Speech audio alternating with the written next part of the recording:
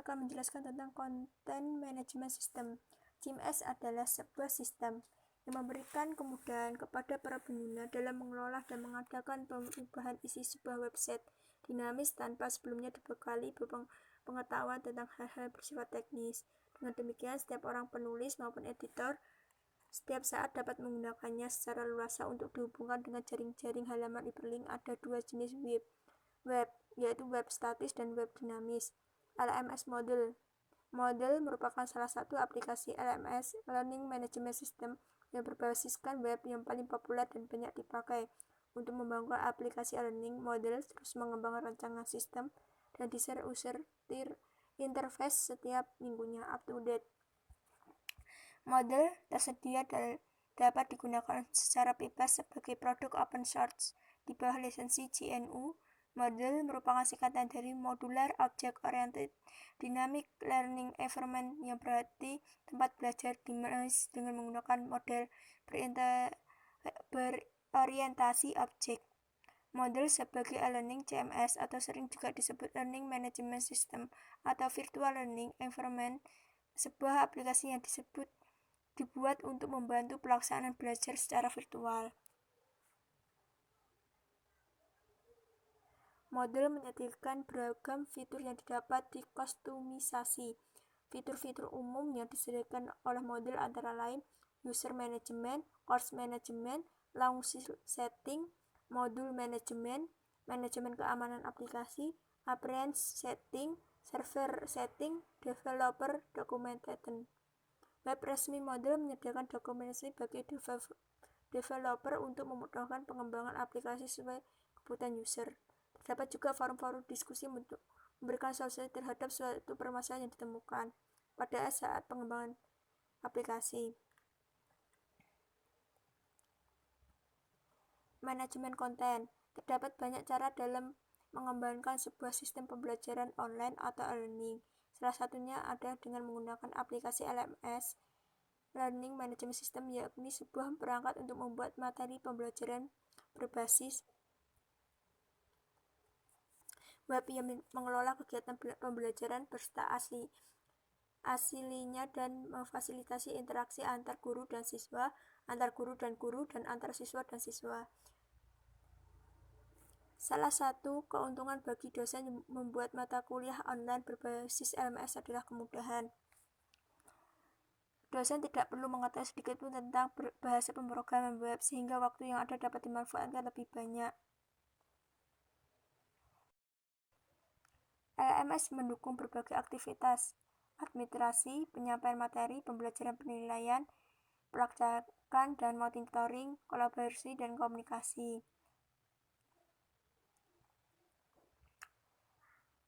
Aplikasi LMS Model, kita dapat menciptakan sebuah ruang kelas virtual lengkap dengan segala fasilitasnya, di mana kita sebagai pengajar memiliki keleluasaan untuk membuat mata kuliah online, menonjolkan aktivitas sosial, memonitoring aktivitas mahasiswa, melakukan pemberian dan pengirim tugas terintegrasi, mengelola ruang kelas secara virtual.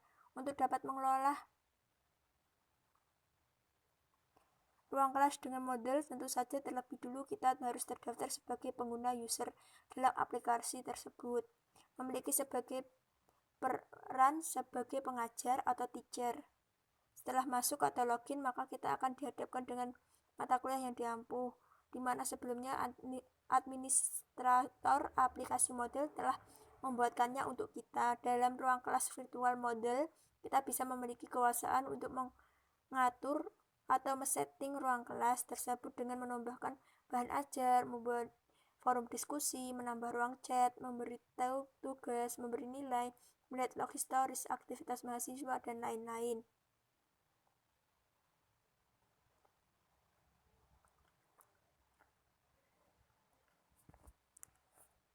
Ruang kelas yang belum mengalami pengaturan apapun akan tampak kosong dan hanya berisi beberapa blocks yang dapat kita gunakan untuk mengelola ruang kelas tersebut. Blocks tersebut diantaranya sebagai berikut: blocks people, block search forum, block courses categories, block latest news, block upcoming event,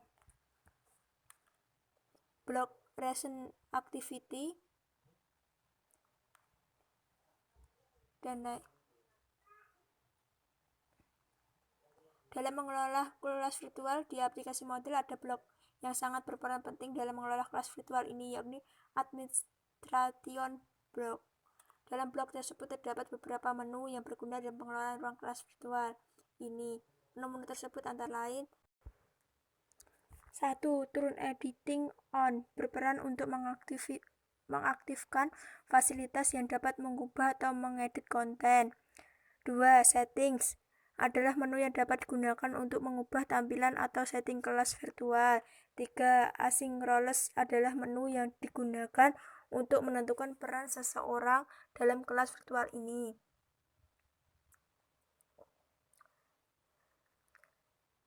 Group adalah menu yang digunakan untuk membuat grup dari peserta dalam mata kuliah tersebut. Backup adalah menu untuk membackup data dalam kelas yang bersangkutan. Restore adalah menu yang dapat digunakan untuk mengembalikan data pada kelas sebelumnya, kelas yang lama. Import adalah menu navigasi yang digunakan untuk memindahkan data dari mata kuliah yang sedang kita ajar. Reset digunakan untuk memindahkan data user dari mata kuliah yang bersangkutan atau dengan kata lain mereset kelas virtual tersebut. Reports berperan dalam memberikan gambaran reports aktivitas yang telah terjadi dalam kelas mata kuliah tersebut. 10. Question.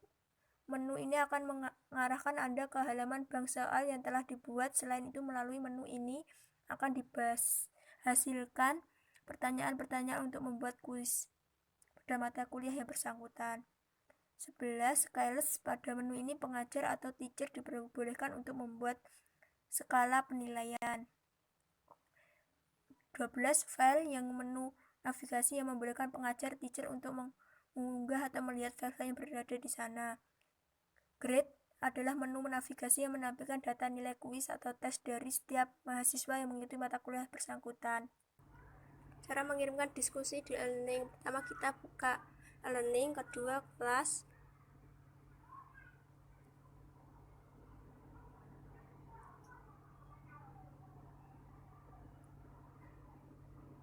Lanjut ke forum diskusi.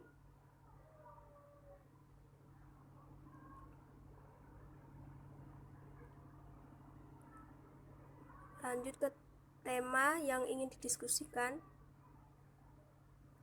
Lalu tekan tanggapi.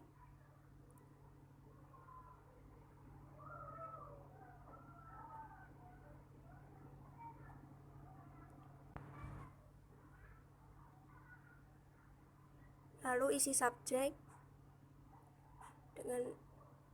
Lalu post ke forum.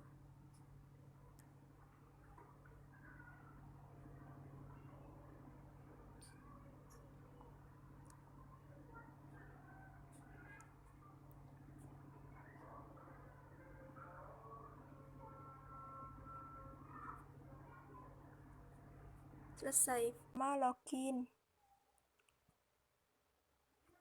Kemudian masuk ke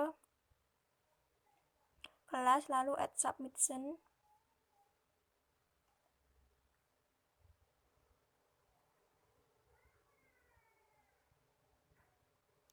Kemudian tambah mencari file.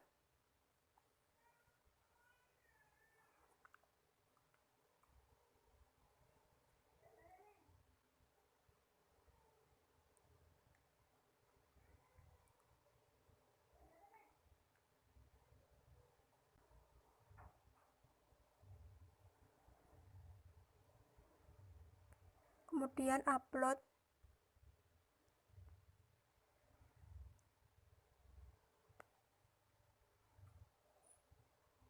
Lalu save.